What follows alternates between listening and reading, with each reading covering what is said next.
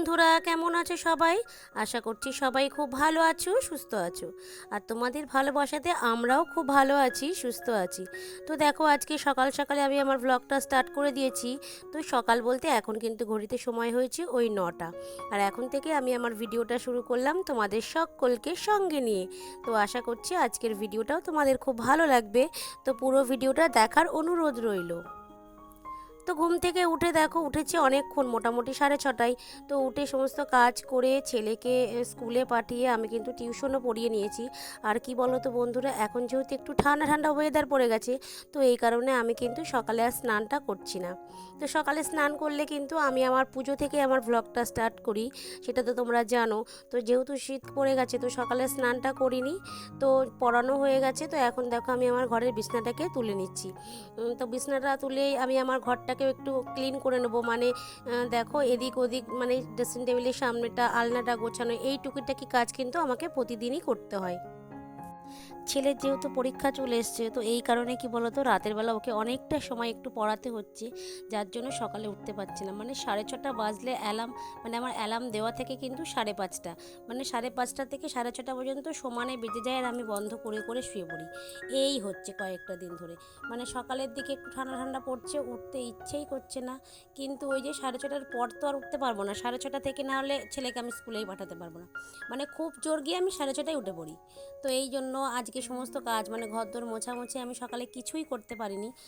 তো শুধুমাত্র ঘরটা ঝাড় দিয়ে, উঠোনটাকে ঝাড় দিয়েছি। আর রাতের কয়েকটা বাসন থাকে, তো সেই বাসনগুলো মেজে আমি কিন্তু বাসির নাইটিটাকে চেঞ্জ করে নিয়েছি।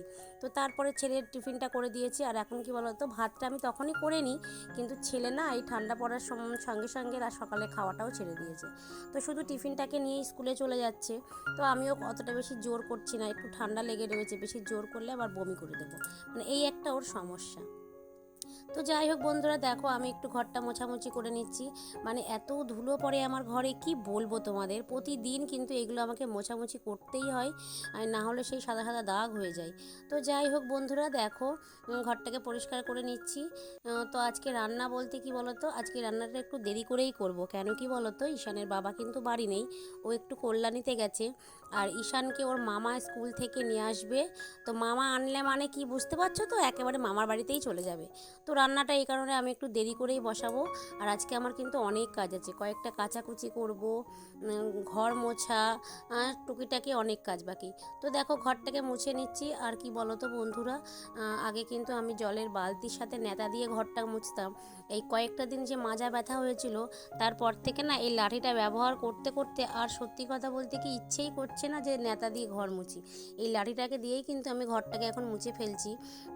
কিচ্ছু করার নেই, মানে অভ্যাস হয়ে গেছে জানো তো, ভালোও লাগে না। মানে মনে হয় যেন লাঠি দিয়ে ঘর মুছলে ঘরটা তাড়াতাড়ি মোছা হয়ে যায়। তো এই আর কি, সংসারের কাজের সাথে এত যুদ্ধ করতে হয় সারাটা দিন, মানে একটু রেস্ট পায় না জানো তো। সেই সকাল 6:30 থেকে রাত 12টা পর্যন্ত একভাবে সংসারের কাজই করে যায়। মানে একার সংসার, হয়তো বা অনেকে ভাববে যে একার সংসারে আবার এত কিসের কাজ। না গো, অনেক কাজ, মানে এটা সেটা করতে করতে, আর এই যে ছোটোবেলা, মানে কোনো সময় তো পাই না।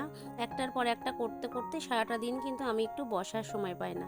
আর এখন তোমরা দেখতেই পাচ্ছ, আমিও কিন্তু ভিডিওটা একদিন অন্তর দিচ্ছি। কেন কি বলো তো, মানে আমি কিছুতেই সময় বার করতে পারছি না যে ভিডিওটা এডিট করব। মানে ভিডিও আমি ক্লিপ নিচ্ছি, কিন্তু ভিডিওটা এডিট করার আমি সময় পাচ্ছি না, যার জন্য আমি একদিন অন্তর অন্তর এখন ভিডিও দিচ্ছি। কিছু করার নেই, যেদিন সময় পাবো সেদিন চেষ্টা করব প্রতিদিন ভিডিও দেওয়ার। তো আমার সকল বন্ধুদের আমি এটাই অনুরোধ করছি, প্লিজ তোমরা আমার ভিডিওগুলো দেখে নিও। আমি কিন্তু প্রতিদিন এখন ভিডিও দিতে পারছি না, তোমরা আমার পাশে থেকো। ছেলের পরীক্ষাটা হয়ে গেলে চেষ্টা করব যে প্রতিদিন ভিডিও দেওয়ার। আর এটুকু সময় তোমরা আমাকে প্লিজ দাও। এই কয়েকটা দিনের একটু অসুবিধায় আমি মানে প্রচণ্ডভাবে সমস্যায় পড়েছি, যার জন্য আমি ভিডিও এডিট করে পোস্ট করতে পারছি না। তো যাই হোক বন্ধুরা, দেখো তোমাদের সাথে কথা বলতে বলতে আমার বাসনগুলো কিন্তু মাজা হয়ে গেল, আর ঘরটাকেও কিন্তু আমি মুছে নিয়েছি। আর এখন দেখো এই যে জামা কাপড়গুলো আমি ভিজিয়ে নিচ্ছি। তো জামা কাপড়গুলো কেচে নিয়ে আমি কিন্তু স্নান করে নেব। আর এখন অনেকটা দেরি হয়ে গেলে কেন, মানে সময়টা কিন্তু এগিয়েই যাচ্ছে। মানে দেখছো যে আমি এই কয়েকটা কাজ করছি, কিন্তু এদিকে ঘড়িতে প্রায় 1টা বেজে গেছে। তো যাই হোক, আজকে রান্না বেশি কিছু করব না। আজকে ইচ্ছা আছে একটু মানে একটা রেসিপি দেখেছি ফোনে, তো সেই রেসিপিটাই আজকে একটু অ্যাপ্লাই করার ইচ্ছা আছে। আমার ছেলে খুব বায়না করছে, তো আজকে একটু সয়াবিনের পোলাও বানাবো ও তার সাথে একটু আলুর দম করব, ব্যাস এই হচ্ছে আজকে রান্না।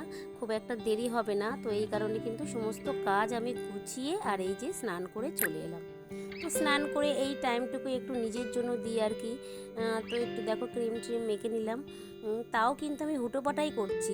তোমরা হয়তো বুঝতে পারছো না কেন, কি বলো তো, পুজো দিতে হবে, পুজো দিয়ে তারপরে কিন্তু আমি রান্নাটা বসাবো।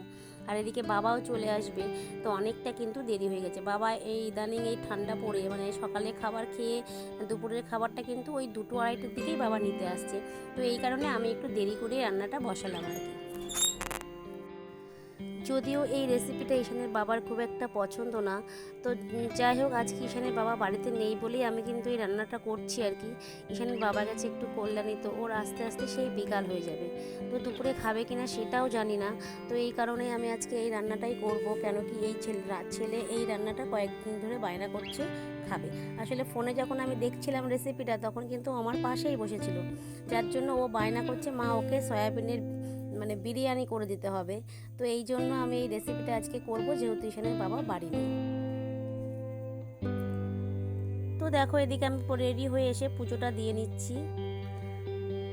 দেখো দুটো স্থলপদ্ম পেয়েছি। আসলে আমাদের বাড়ির পাশে যে কাকিমা আছে, আমাকে দুটো করে প্রতিদিন 2-4টে যেরকম গাছে ফোটে, আমাকে কয়েকটা করে স্থলপদ্ম দিচ্ছে আর কি। আর আমার বাড়ির গাছের ফুল তো আমি পাই না, ওই আমি ওঠার আগেই সব শেষ। আর একটা চুটকি গাধা বলে না, সেই গাছ লাগানো ছিল, তো এখন দেখছি ওই গাছেই যা ফুল হচ্ছে ওতেই আমি পুজো দিতে পারছি।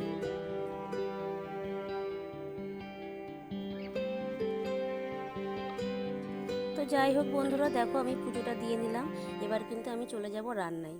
রান্নাটা কিন্তু তোমাদের সাথে আমি পুরোটা শেয়ার করতে পারিনি, শুধু তোমাদেরকে একটু দেখিয়ে দিলাম আমি কি রান্না করছি। আরও তাড়াতাড়ি রান্নাটা করার চেষ্টা করবো। আসলে প্রেশার কুকারে আমি আলুর দমটা করে নেব, তাহলে একটু সুবিধা হবে। তো দেখো আলুটা প্রথমে কিন্তু আমি কষিয়ে নিচ্ছি, তারপরে প্রেশার কুকারে সিটি মেরে নেব। আর এদিকে চালটা কিন্তু আমি 10 মিনিট ভিজিয়ে রেখেছিলাম। ভিজিয়ে এই যে জল ছড়িয়ে রেখেছি, এই বিরিয়ানিটা বানাবো, মানে বিরিয়ানি তো না, ঠিক পোলাও। সয়াবিন আর আলুটাকেও একটু সেদ্ধ করে রেখেছি।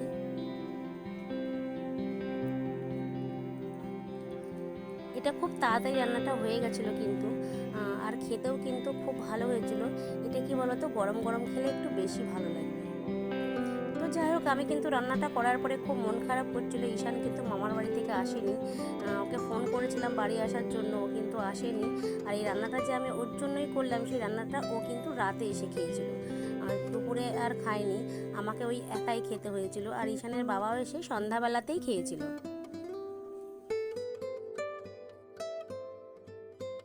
আজকের রেসিপিটা নিরামিষভাবেই করছি। কি বলতো, আলুর দম নিরামিষ খেতে মানে জিরে আর ধনে দিয়ে আলুর দম খেতে কিন্তু ভীষণ ভালো লাগে। আর যেহেতু আমার শ্বশুর মশাই খুব একটা পেঁয়াজ রসুন দিয়ে আলুর দম পছন্দ করেন না, তো এই কারণে কিন্তু পুরো রান্নাটা আমি নিরামিষই করছি। আসলে ইচ্ছে ছিল জানো তো, শনিবার দেখে এই রান্নাটা করব। কিন্তু ওই যে ছেলে তর্স হয় না, সকালবেলায় স্কুলে যাওয়ার আগে বলে দিল মা আজকে সয়াবিনের বিরিয়ানি বানাবে। তো এই কারণে আজকে মনস্থির করলাম, আর যা যা উপকরণ লাগবে সবকটাই বাড়িতে ছিল। তো এই কারণে আজকেই কিন্তু আমি এই রান্নাটা করলাম খুব শর্ট টাইমে। তো বাবাকে খেতে দিয়েছিলাম জানো তো, বাবাকে বললাম বাবা একটু অন্যরকম রান্না করেছি।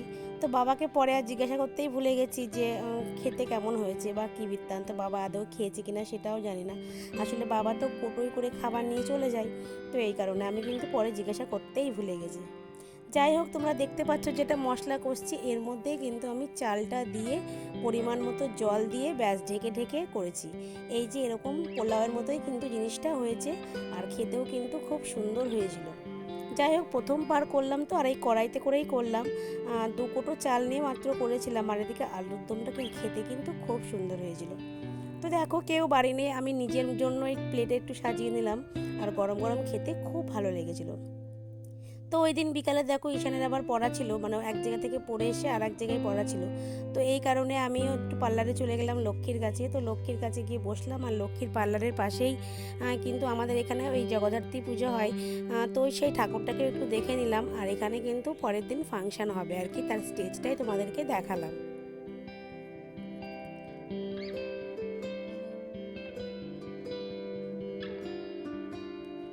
এখানকার ফাংশনটা কিন্তু অসাধারণ হয়, প্রচণ্ড ভিড় হয় আর প্রত্যেক জায়গার মানুষ এই ফাংশনটার অপেক্ষায় বসে থাকে।